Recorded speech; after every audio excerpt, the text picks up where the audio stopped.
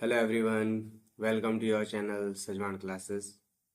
And आज हम लोग बात करने वाले हैं थर्मोडायनेमिक के थर्ड लेक्चर के बारे में। थर्मोडायनेमिक के थर्ड लेक्चर में आज हम लोग कवर करेंगे कुछ न्यूमेरिकल क्वेश्चन जो फर्स्ट लॉ आपका थर्मोडायनेमिक है उसके बारे में बात करता है। थोड़ा बहुत पढ़ेंगे हम एंथैल्पी के बारे में एंड थोड़ा एंट्रोपी के बारे में जाएंगे। उससे पहले लास्ट लेक्चर में हमारा एक पॉइंट कवर होना रह गया था जो आपका कहता है first law of thermodynamic. First law of thermodynamic क्या बात करता है, इस पे बात हम लोग स्टार्ट कर लेते हैं। ठीक है, तो सबसे पहले बात कर लेते हैं हमारे फर्स्ट लॉ ऑफ थर्मोडायनेमिक के बारे में कि हमारा फर्स्ट लॉ ऑफ थर्मोडायनेमिक क्या कहता है। तो बात करते हैं फर्स्ट लॉ के बारे में। आपका जो फर्स्ट लॉ ऑफ थर्मोडायनेमिक बात करता है, ये बात करता है कि अगर तीन बॉडीज सेपरेटली किस चीज में है, अलग अलग कंडीशन में रखी गई हैं, बट आपकी दो अलग अलग बॉडीज किसी एक बॉडी के साथ थर्मल इक्विलिब्रियम में है। फॉर एग्जांपल मेरा जो ए है वो इस तरीके से यहाँ पे रखा गया है, यहाँ पे बी है वो रखा गया है, और यहाँ पे जो सी है वो रखा गया है। तो मेरे पास ए बी सी तीन अलग अलग बॉडी हैं, और मैं बोलता हूँ कि ए थर्मल इक्विलिब्रियम में है बी के साथ, और अगेन सी थर्मल इक्विलिब्रियम में है बी के साथ। तो अगर ए बी के साथ थर्मल इक्विलिब्रियम में है और सी भी बी के साथ थर्मल इक्विलिब्रियम में है, इन दिस कंडीशन, अगर ये दो आपके कंडीशन हैं, then A must be in the thermal equilibrium with C. तो यही आपका जीरोथ लॉ ऑफ थर्मोडायनेमिक है। थर्मोडायनेमिक का शून्य नियम यही कहता है कि अगर दो इंडिविजुअल अलग अलग दो बॉडीज रखी गई हैं और वो किसी तीसरी बॉडी से थर्मल इक्विलिब्रियम में है, फॉर एग्जांपल ये और ये दो बॉडीज हैं और यहाँ पे आपकी तीसरी बॉडीज इस तरीके से रखी गई है, तो ये अगर इस अंगूठे के साथ थर्मल इक्विलिब्रियम में और ये भी इस अंगूठे के साथ थर्मल इक्विलिब्रियम में, तो ये दोनों भी आपस में थर्मल इक्विलिब्रियम में होंगे। इनडायरेक्टली आप इसे ये भी कह सकते हैं कि जैसे हम कहते हैं कि दोस्त का दोस्त दोस्त होता है, ठीक है, कि अगर तुम उसके दोस्त हो तो मेरे भी दोस्त हुए। ये कहानी हम अक्सर बोलते हैं और दोस्तों में अक्सर ये बातें होती रहती है कि दोस्त का दोस्त भी हमारा दोस्त है।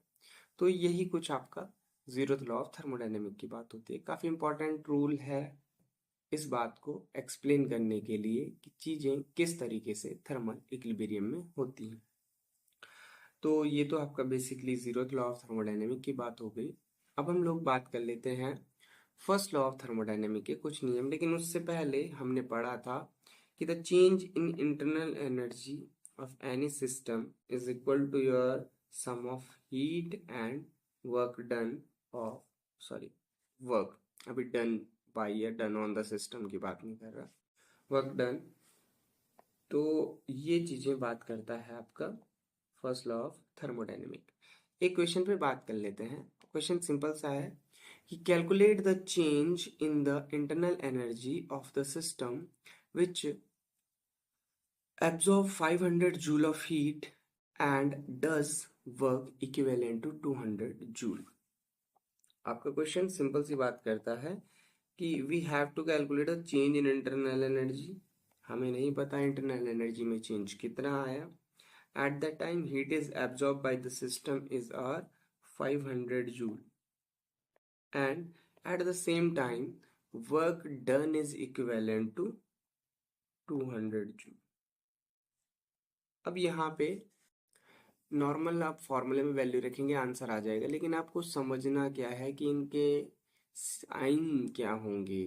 अभी बात कर लेते हैं कि कब कौन सी क्वांटिटी नेगेटिव होगी, कब पॉजिटिव होगी। सिंबल्स की बात कर लेते हैं कि if heat is absorb by the system, अब अगर हीट का एब्जॉर्प्शन हुआ है तो ये सिस्टम के अंदर गई है, और अगर इस सिस्टम के अंदर गई है तो सिस्टम की जो हीट गेनिंग है वो हुई है, सिस्टम के अंदर एनर्जी बढ़ी है, तो at that time it will be positive. तो जब भी हीट एब्जॉर्ब होगी तब आपका ये पॉजिटिव होगा। अब अगर हीट एब्जॉर्ब नहीं हुई मतलब नहीं हुई का मतलब तो बाहर आई होगी फिर। तो if heat is emitted by the system then it will be negative. जब हीट एब्जॉर्ब होगी तो आपका हीट पॉजिटिव आएगी, जब हीट रिलीज होगी तो आपकी हीट इमिटेड आएगी। तो हीट एब्जॉर्ब और हीट इमिट आपकी दो कहानियां हैं। फिर बात कर लेते हैं कि आपका वर्क डन जो होगा W। अच्छा, W को हम एक और सिंबल से रिप्रेजेंट करते हैं, PdV। PdV से रिप्रेजेंट करते हैं, और वैसे सिंबल इसका -PdV होता है, -PdV। अब अगर work done by the system होगा तो work done by the system में ये हमेशा नेगेटिव आएगा।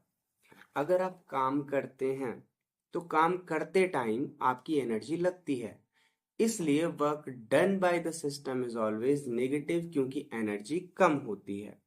लेकिन अगर work done on the system होता है, सिस्टम चुप था, सिस्टम पे बाहर से काम किया गया, तो काम किया गया तो हीट ट्रांसफर हुआ, और heat transfer in the system हुआ। सिस्टम यहाँ पे कंप्रेस हो चुका है एक तरीके से, कि work done on the system, then it will be our positive. दो चीजें याद रखनी है, work done by the system तो negative, work done on the system तो पॉजिटिव। और सेकंड आपका क्या होता है कि अगर heat supplied to the system then positive, and heat supplied from the system या out to the system then it will be negative.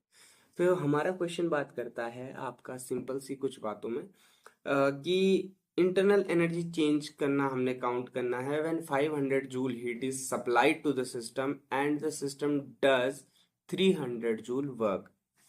आपका 300 जूल वर्क करता है, सॉरी 200 जूल वर्क करता है, यहाँ पे 200 जूल वर्क दिया गया है, और ये 500 जूल आपको heat supplied to the system है। अब हम यहाँ पे बात करेंगे तो सीधी सीधी बात है, delta U is equal to Q plus W. अब मैं रख दूं delta U is equal to Q plus W में क्यू की वैल्यू आपकी 500 है, लेकिन ये 500 पॉजिटिव होगा क्योंकि ये seat supplied to the system है, plus work done by the system है यहाँ पे, तो इसे -200 रखूंगा। बाय द सिस्टम में हमेशा माइनस आएगा, तो ये आपका 500 -200 रह जाएगा। 500 -200 की कैलकुलेशन जब आप करेंगे तो आपका स्टैंडर्ड वैल्यू आ जाएगा 300। तो आपका 300 जूल का इंटरनल एनर्जी में चेंज आया। यही आपका क्या कहता है, रिजल्ट। आपका रिजल्ट सिंपल सी बात कर रहा है कि 500 जूल आपने काम हीट सप्लाई की, उसमें से आपका 200 जूल का वर्क डन हो गया, तो बचा हुआ एनर्जी कितना रह गया, 300 जूल। एक और क्वेश्चन की बात कर लेते हैं, हमारा अगला क्वेश्चन जो बात करता है उस पे आ जाते हैं। तो हमारा अगला क्वेश्चन सिंपल सी बात करता है कि चलो पढ़ लेते हैं उसे। सिस्टम आपका सिंपल सी बात करता है कि the volume of a sample of a gas increases from 0.5 litre to 0.7 litre. 0.5 litre से 0.7 लीटर में आपका वॉल्यूम इंक्रीज हुआ under the under constant average pressure of 1 atm। 1 atm के प्रेशर की बात हो रही है कि 1 atm के प्रेशर में ये सारी चीजें हुई। फिर वो बात करता है कि अब कहानी क्या होती है, eight the same time 10 joule of energy flow into the system. अब 10 जूल एनर्जी आपके सिस्टम में फ्लो हो रही है सेम टाइम पे। Calculate the change in internal energy. आप इंटरनल एनर्जी में कितना चेंज बताएंगे, वो आपकी कहानी है। देन यहाँ पे सिंपल सी कहानी ये है सॉरी, उसने बोला कि the volume of a sample of a gas increases from 0.5 litre to 0.7 litre. Question की बात आती है कि change in the volume delta V, then कितना आ गया 0.5 से 0.7। तो ये कितना आता है 0.5 से 0.7, तो 0.5 से 0.7 मीन्स 0.2 का आपका चेंज आ गया। और अभी हमने पढ़ा था कि work done is equal to -PdV। Pressure कितना आपका, और सिंबल माइनस का रहेगा 101.3 किसमें, जूल। क्योंकि ये 1 एटीएम दे रखा है आपका। तो 1 एटीएम के केस में जब आपकी कहानी पड़ेगी कि उसने बोला अंडर द कांस्टेंट, तो 101.3 आपका प्रेशर है, इनटू आपका 0.2 का वॉल्यूम चेंज आया। देन वर्क डन आपका कितना हो गया इसमें, जब आप मल्टीपल करेंगे, देन सिंपल 2 3 जो 6, 2 1 जो 2 and 0 and 2 1 जो 2 and minus, it become minus 20.26, minus 20.26 आपका क्या आ गया, इतना वर्क डन हो गया जूल में। तो बेसिकली आप इस क्वांटिटी को याद रख लीजिएगा कि जब 1 एटीएम की बात आती है, इट बिकम 101.3 जूल। अब आपके पास वर्क डन आ गया। अब उसने बोला है कि at the same time 10 joule of energy flow into the system, then Q is equal to 10 joule. और ये क्योंकि इनटू द सिस्टम है तो पॉजिटिव कैलकुलेट होगा। अब आपका delta U is equal to Q plus W, और मैं पहले भी बोल चुका हूँ Q minus P D delta V। P delta V की बात हम बात करते हैं जब हम बोलते हैं किस बारे में, कि वर्क डन किस तरीके से दिया जाएगा प्रेशर के अगेंस्ट में, प्रेशर वॉल्यूम वर्क में। अभी आपने देखा, then it was 10 joule, 10 joule आपका Q था माइनस, और आपने जब यहाँ पे PdV की वैल्यू निकाली थी तो आपका कितना आया था, 20.26, देन 20.6, देन आपका change in internal energy it will be equal to your 10.26 minus का, जब आप इसे कैलकुलेट करेंगे तो माइनस का 10.26 आपका आंसर आ जाएगा। तो बेसिकली जब आप कैलकुलेशन करेंगे तो इस तरीके से कर सकते हैं, और कई बार ये क्वेश्चन इस तरीके से घूम के आ सकता है। आपको ये देखना जरूरी है कि किस तरीके से आपने कैलकुलेशन किया, किस तरीके से आपका रिजल्ट बना। तो ये आपका इंटरनल एनर्जी चेंजेस में आपके फर्स्ट लॉ ऑफ थर्मोडायनेमिक के बेस पे कुछ न्यूमेरिकल्स से। अब हम फर्दर बात करते हैं। अच्छा, इसमें एक क्वेश्चन आपके लिए छोड़ के जाता हूँ, ट्राई कीजिएगा, इजी है, बहुत ज़्यादा टफ नहीं है, तो इस क्वेश्चन को आप ज़रूर ट्राई कीजिएगा। चलो फिर बात कर लेते हैं हम एक नए कॉन्सेप्ट के बारे में जिसका नाम है हमारा एंथैल्पी। एंथैल्पी, अब आपका जो एंथैल्पी है, ये एंथैल्पी क्या होता है, रिप्रेजेंटेड बाय आपका H, कैपिटल H आपका एंथैल्पी को रिप्रेजेंट करता है। तो एंथैल्पी की बात हम करते हैं, आपका एंथैल्पी क्या होता है, क्या नहीं होता। तो सिंपल सी बात जब हम करते हैं तो हमारी टोटल एनर्जी को सिंपल इंटरनल एनर्जी एक्सप्लेन नहीं कर पा रही थी। जब हम कैलकुलेशन की फर्दर बात करते हैं तो यहाँ पे कुछ मॉडिफिकेशंस आते हैं। मॉडिफिकेशन आने के बाद हमको क्या पता चलता है कि इंटरनल एनर्जी एक नया टर्म हमें इंक्लूड करना पड़ेगा। कब, जब हम बात करते हैं आपके सिंपल सी कैलकुलेशन में, कि अभी आपने देखा था कि हम बात कर रहे थे delta U is equal to Q minus P delta V। अब अगर मैं एक ऐसी कंडीशन की बात कर लूँ जिस कंडीशन में आपका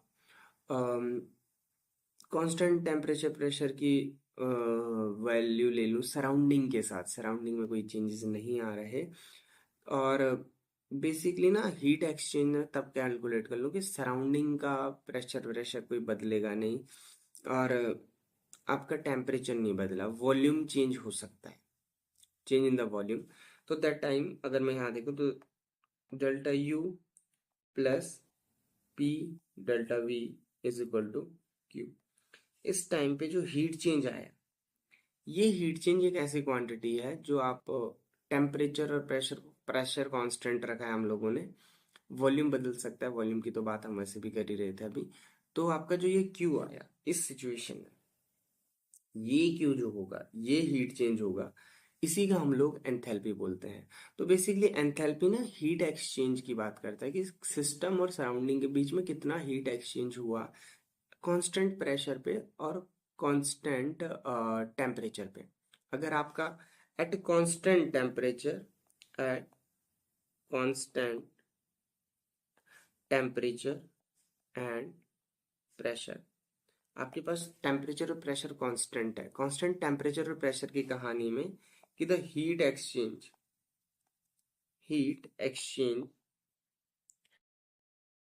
किसके बीच, between system and surrounding, between system and surrounding.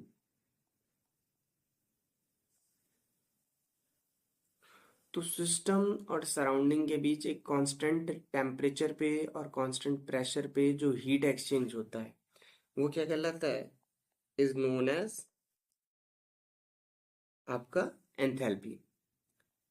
Enthalpy, तो एक एंथैल्पी चेंज जो सिस्टम में होता है, आप उसे सिस्टम में सिंपली इस तरीके से एक्सप्लेन कर सकते हैं कि कांस्टेंट टेम्परेचर प्रेशर की कंडीशन में एनवायरनमेंट के साथ या सराउंडिंग के साथ जो हीट एक्सचेंज होता है उसे हम लोग एंथैल्पी बोलते हैं। And it is given by your delta H, change in enthalpy is equal to delta U plus P delta V. आपका सिंपल सी बात है कि जितना भी हीट एक्सचेंज हुआ वो हीट एक्सचेंज सराउंडिंग के साथ हुआ, तो delta U plus P delta V आपका क्या कहलाएगा, एक कांस्टेंट टेम्परेचर प्रेशर की कंडीशन में सिस्टम का एंथैल्पी चेंज। अब एंथैल्पी चेंज की डेफिनेशन हम सिंपली इस तरीके से दे सकते हैं, कितना होता है, तो हमने प्रेशर वॉल्यूम वर्क का सम और इंटरनल एनर्जी के चेंज का सम बता दिया। कंडीशन कांस्टेंट टेम्परेचर और प्रेशर ऑफ सराउंडिंग, सराउंडिंग के साथ जो भी हीट चेंज हुआ वो इस कंडीशन में। ठीक है। अब बहुत सारे तरीके की एंथैल्पी आती है कि enthalpy of this, enthalpy of that, enthalpy of ये आप गिवन चार्ट में ये चीज़ें आराम से देख सकते हैं कि कितने तरीके की एंथैल्पी होती है क्या नहीं होती।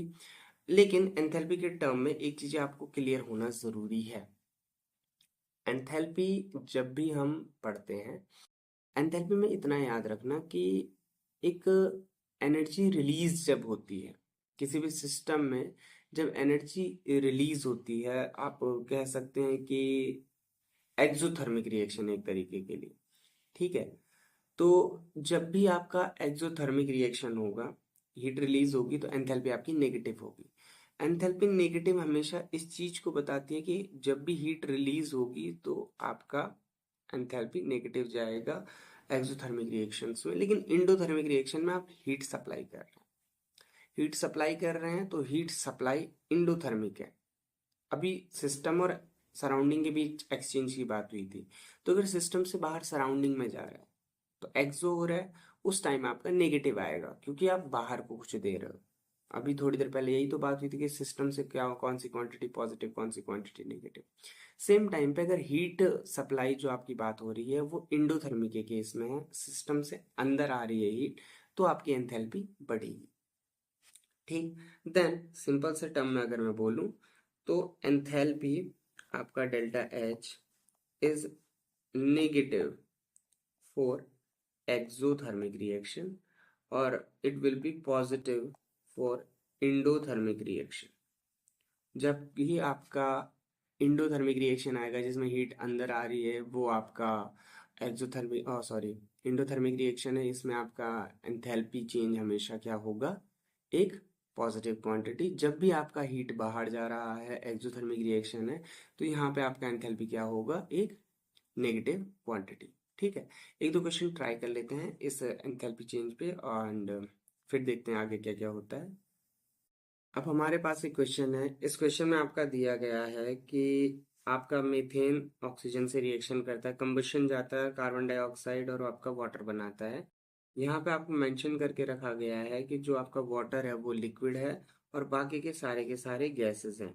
अब ये गैसेस क्यों मेंशन करके रखी हुई हैं कि जो भी आपका हम बोलते हैं वॉल्यूम वेरिएशन होता है गैसेस में होता है, लिक्विड और सॉलिड्स में नेग्लेक्टेबल होता है।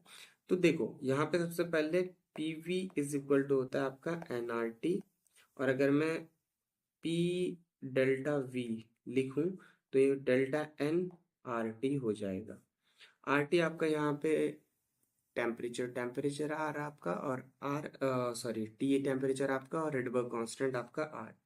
Then PV is equal to NRT में सबसे पहले डेल्टा N की वैल्यू क्या होगी, देखो डेल्टा N कितने नंबर ऑफ मॉलिक्यूल्स या मोल्स में चेंज आ रहा है, यहाँ देखो एक कार्बन सॉरी एक मीथेन दो ऑक्सीजन, यहाँ पे आपका एक कार्बन डाइऑक्साइड और दो वाटर, लेकिन वाटर आपका लिक्विड है तो इसे इंक्लूड नहीं करेंगे।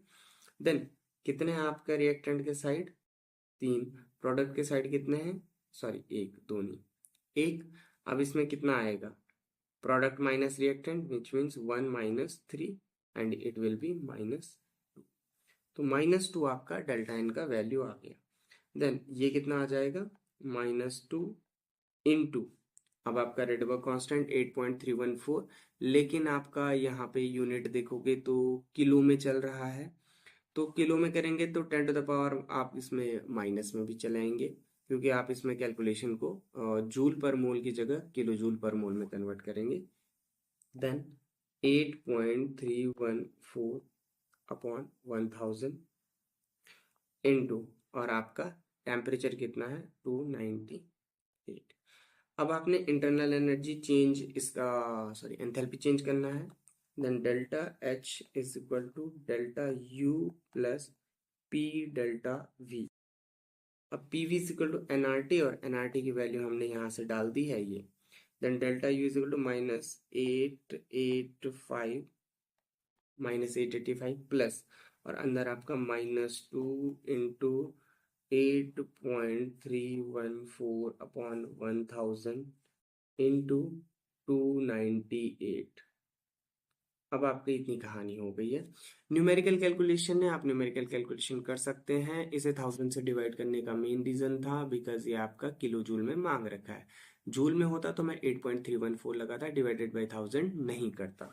जब आप इसे कैलकुलेट करेंगे तो आपका चेंज इन इंटरनल एनर्जी आपका नियर बाई हो जाएगा, इस वजह से 1000 से डिवाइड करने के बाद 500 लगभग 3, और मेरे ख्याल से आप इसकी कैलकुलेशन करेंगे तो -885 -4.9 के आसपास आ रहा है। आप कैलकुलेशन करके देख सकते हैं कि कितना कितना आएगा, एंड आंसर हो जाएगा हमारा -889.9, लगभग आपका इतना किलो जूल पर मोल एंथैल्पी आ जाएगी। तो ये आपका एंथैल्पी से रिलेटेड एक क्वेश्चन था। एक क्वेश्चन आपके लिए छोड़ के जाते हैं, आप इसे ट्राई कीजिएगा। नेक्स्ट वीडियो में इससे आगे बढ़ेंगे। एंट्रोपी कवर होना रह गया है, तो नेक्स्ट वीडियो में उसे कवर कर लेंगे। तब तक आप enthalpy of first law thermodynamic की कहानी क्लियर कीजिएगा। मिलते हैं नेक्स्ट वीडियो में, तब तक के लिए स्टे हेल्थी।